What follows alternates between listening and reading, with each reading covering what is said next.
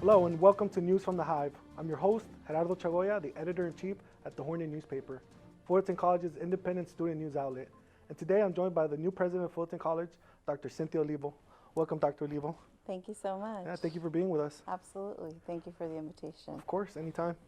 So, Dr. Olivo, can you explain what your job entails here at Fullerton College? So my job here at Fullerton College is to ensure that we are doing everything possible to support our students so that our students achieve their goals and are successful.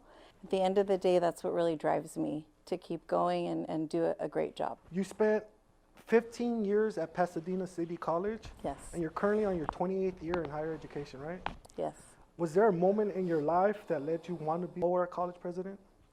Yeah, I would say one of the reasons why I wanted to pursue a college presidency, and especially at a college like Fullerton, is that I always want to make an impact, especially where social justice is concerned. And so I did see that Fullerton College has a great tradition already built into the college of really caring for students and understanding that it's our job and responsibility in higher education to make sure that we are providing access and success, especially to communities who historically have been underserved and left out of opportunities. So I would say probably early on in my career, I did see a future for myself of serving in leadership roles that had the greatest impact on organizations. So what is something that you worked at Pasadena City College that you want to bring over to Fullerton College? You know, there's probably the greatest thing would be to build on the culture at Fullerton College to do right by students in terms of helping people in this community to understand the importance of focusing on racial equity. So equity is extremely important, right? We have to make sure we have a food bank. We have to make sure we offer, housing resources to students, help students through emergency situations. And in every part of our college, in the classroom, for example, we also have to make sure we're paying attention to which students are passing and which students aren't. What can we do in every part of our practices that makes sure that at the end of the day we have no racial equity gaps? And change that through our practices. Have teachers adopted an equity-minded syllabus? Have teachers been able to have the time to redesign their curriculum to make sure it's culturally relevant to our students, especially our Black and Latino, Latina, and Latinx students? What can we do in terms of serving our formerly incarcerated and system-impacted students? How are we ensuring we're reaching our men of color, who we know were greatly impacted during the pandemic? So I hope to be able to build upon the great culture you have here of service to students and ensuring that we're working towards racial equity. So during this semester's convocation, you mentioned that you have 2 children. How do you balance parent life and being president of a college? I should have clarified, I'm not a parent myself. I help raise my 3 younger sisters, and one of us has children. Okay. So we do basically call them like they're our family children. Mm-hmm. Sophia and Sebastian are all of our kids. And how I do manage, though, my family responsibilities, because I will tell you all, just like many of our students out there, I am head of household, and I have been since my early years.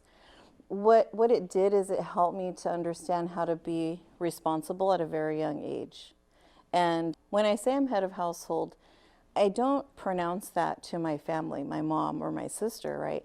Because I don't feel that it's a burden.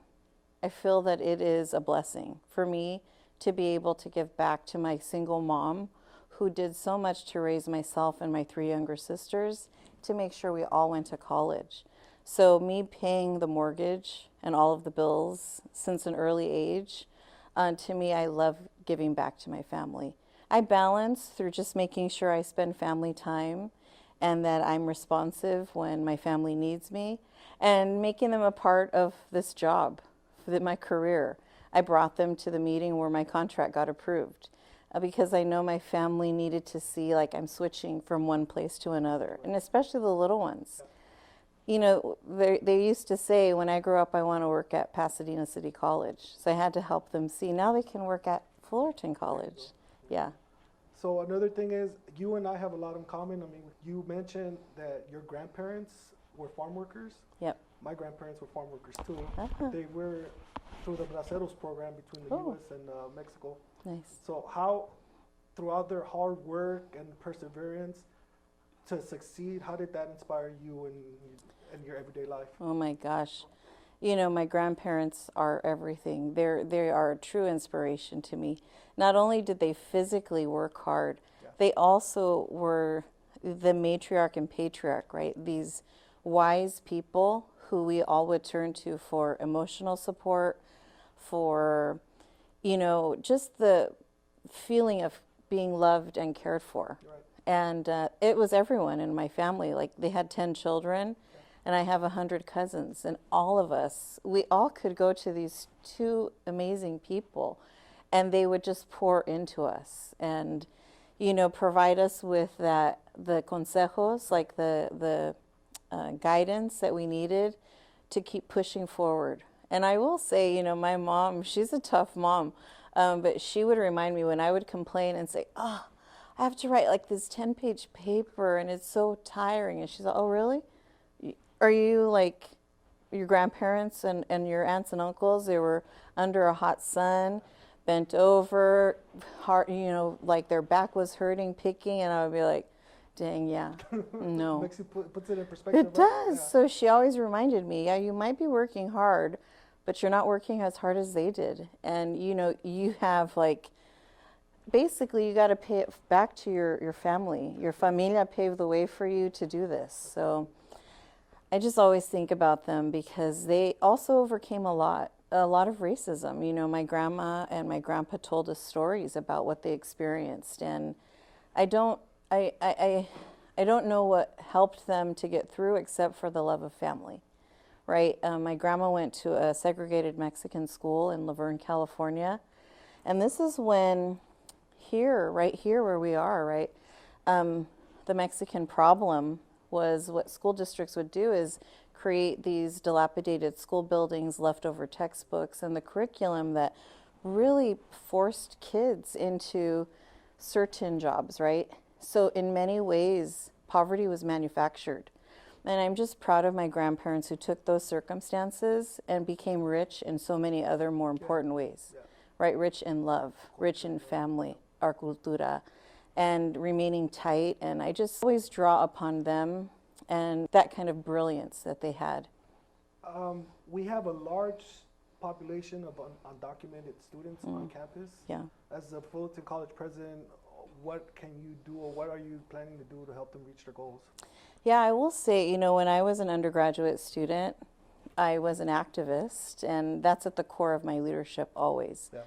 And one of the first groups that I became an activist for was to help undocumented students. I mean, this is way back in the day, 1994, 95, 96. Okay. And I just remember, right, my friend Gilberto at the time, he came to me and he had this letter. And he said, hey, Cynthia, will you take a look at this? It's asking me to provide my social security number. And if I don't, I have to pay like I'm an international student. And I thought, well, this must be a mistake, you know. Gilberto had been going to college just like all of us for 3 years already. He only had 1 more year, which is 3 quarters, fall, winter, spring. I remember going to the director of admissions and records, and I asked this woman, era Latina, she was Latina director, I said, hey, I think Gilberto got this letter by mistake. And she said, you know, Cynthia, I'm so sorry. He didn't. It's the way that the state is moving, and I was required to mail this out to all students in his situation who are from here, but they don't have a social, so we do have to treat them as though they're international. And I remember just thinking, this is so unfair. Yeah. I quickly, however, moved to solutions. So I asked this woman, you know, can you please provide me with address labels so that we can write an appeal letter to alumni, Latino, Latina alumni, and ask them to provide scholarship money. so that we can help students like Gilberto and others.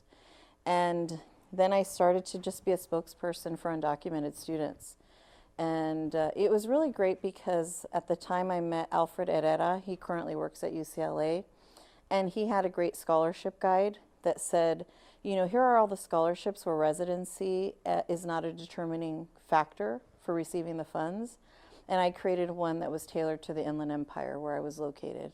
And then the MALDEF organization saw that I was referencing this in the newspaper stories regarding outreach to students and undocumented students, and they picked that up, and now they have a MALDEF scholarship guide that's been available to students really since the late 1990s. So every counselor, every student who's undocumented can use this tool to find money. So, you know, I would always tell students, you do your part. You go to school, and then let practitioners, like, we'll work with the system to change it, to support you.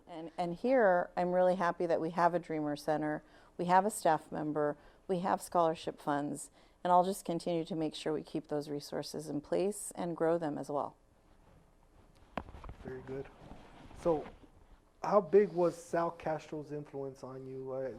I want to know more about his work and the Chicano walkouts. How did it inspire you? I mean, he really did create that activist in me. And it's amazing that it only took listening to him for a 2-hour speech, to be honest. I would say, as I reflect back on my own growth as a student activist, my mom really planted the seed initially, because she always would tell us stories about injustices. And she would make us aware that we never should tolerate them, and that we should do things to make sure people treat us fairly, right? As women, as people who are coming from a lower socioeconomic background, as Latinos and Latinas and Latinx people, for African American people. Like, my mom really planted the seed. And then I remember going away to college, and I listened to my critical thinking instructor, and he had this book called Rereading America. And there was a chapter on this man who changed his name from one name to Kwame Ture. And he did that because he became aware of himself culturally, right? And I was so taken by this story. And then I remember at Cal State San Bernardino, where I went as an undergrad, Kwame Ture was hosted on campus, and I went to hear him speak. And he just was so passionate. And I was like, whoa, this is amazing, right? And then 4 years later, when I was volunteering at a Chicano Latino youth leadership camp, Sal Castro was speaking. And I remember feeling the same kind of passion and inspiration from Sal. Yeah. But I had never heard the contents of his speech before. With Kwame Ture, I kind of had, because my mom would have us listen to the civil rights movement, a lot of learning about Martin Luther King Jr. and his work. But Sal Castro, all the information he said I had not heard, like the Chicano walkouts. Yeah. And so I remember going up to him afterwards, and I said, "Excuse me, sir, would you happen to have a bibliography or a reference sheet for any of the material that you mentioned in your speech, the information?" And he said, "Why, yes, señorita, I do." And he handed it to me. And I remember I cried. And I said, "Oh, whoa, I didn't know any of this information. You know, like, I apologize, I'm asking you for your proof, you know." And he said, "It's okay, mija. They didn't want you to know." Yeah. And I knew in that moment, it just really became so clear to me that there must be some real forces at play here that try and keep us from that information, because once you know, then you really intentionally try to undo racial injustices. And you can see things so clearly, right? That once one is proud of who they are and where they come from, I mean, you just have more confidence. You understand, like, why you're doing this work, why you push through the difficult times in college. And so Sal, from that point forward, you know, I just would always check back with him. I remember leaving that conference, and I went back to my college.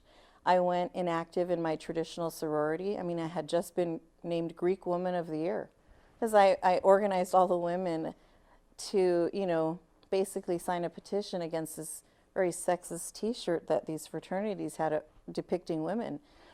And I went inactive, and then I created the Chicano Coalition.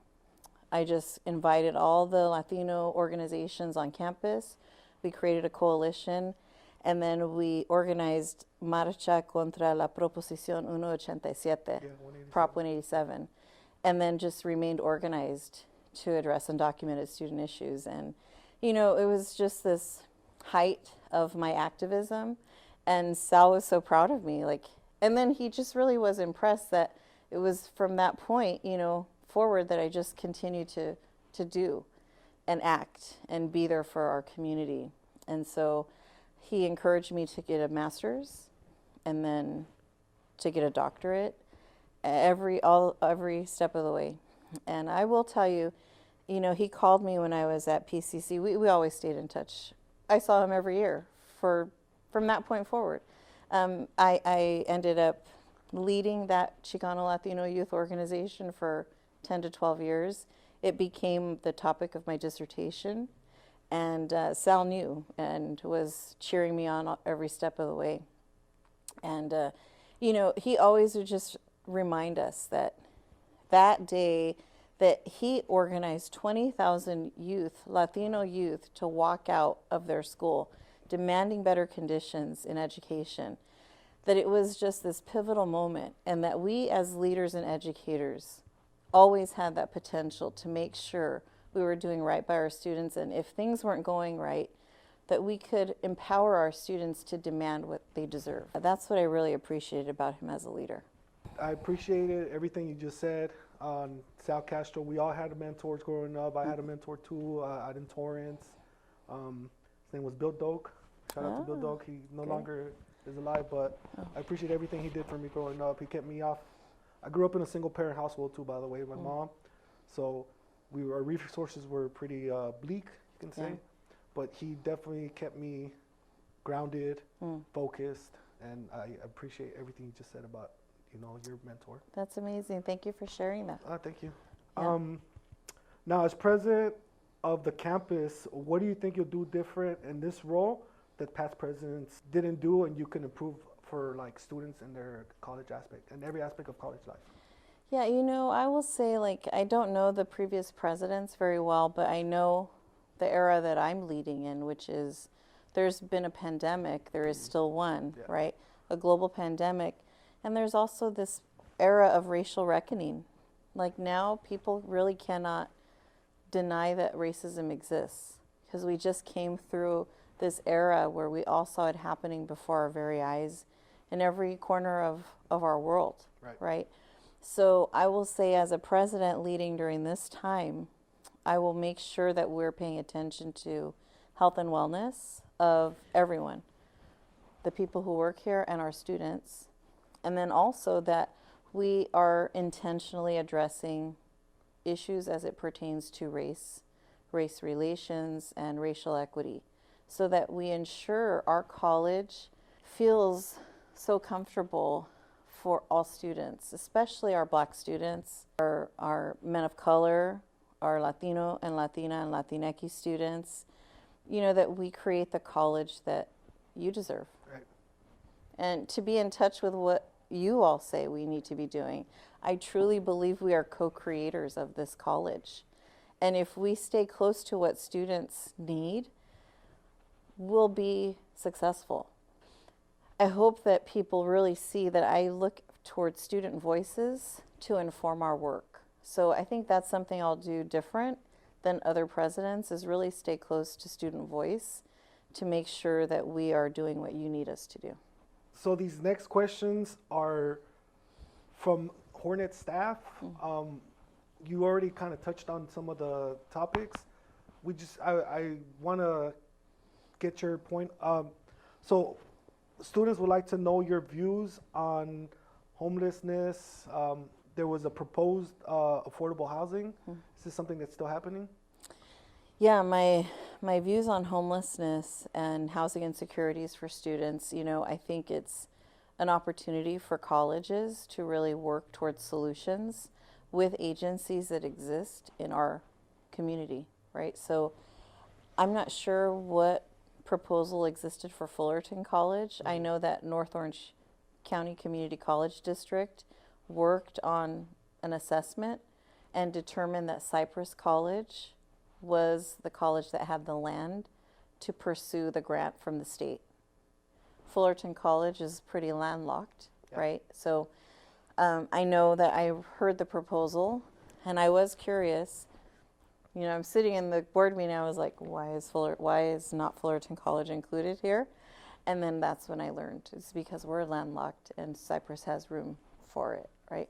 So I'll have to pursue other solutions with our college. And where I came from, it was the same thing. Pasadena City College was landlocked on one corner of Colorado Boulevard. So I just worked closely with community-based organizations that existed in order to make sure we knew where we could send our students, but that we had really warm handoffs. It wasn't sending students in to just call this 1-800 number, right? It was my staff contacting the community-based org by name saying, I have a mom with 2 kids. Okay, here's where the placement can be. So continuing to do that to make sure we're responsive to our students who have housing needs. The other is this past fall, I implemented a hotel voucher system for students who need rapid housing. And I just worked closely with one hotel to do that. And that's very easy to set up. So that's something quick that we can do once I have someone in place to lead it. So we currently get an allocation from the state, and I'm working with a group on campus, actually. We just received notice last week of a $100,000 grant to create a community of practice, to bring together a group on campus to work on a plan of how we can improve our responsiveness to basic needs. And I applied for that for Fullerton College in December before I started my job here, because I was contacted by the chancellor's office asking my previous college. They asked me to make sure they applied.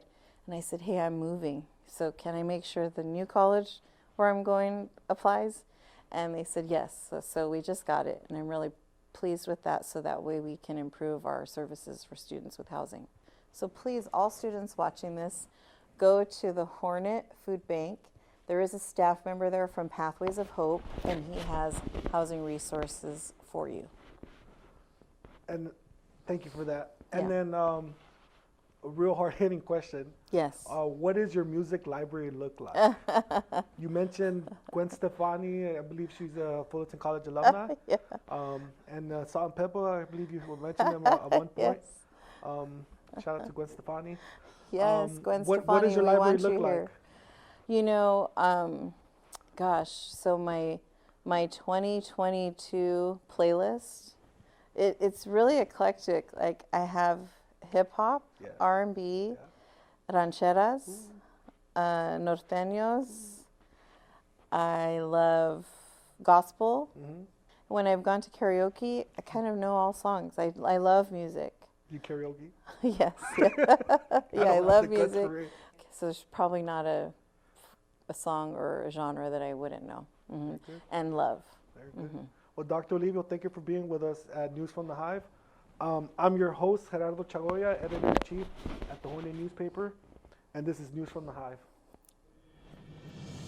Thank you.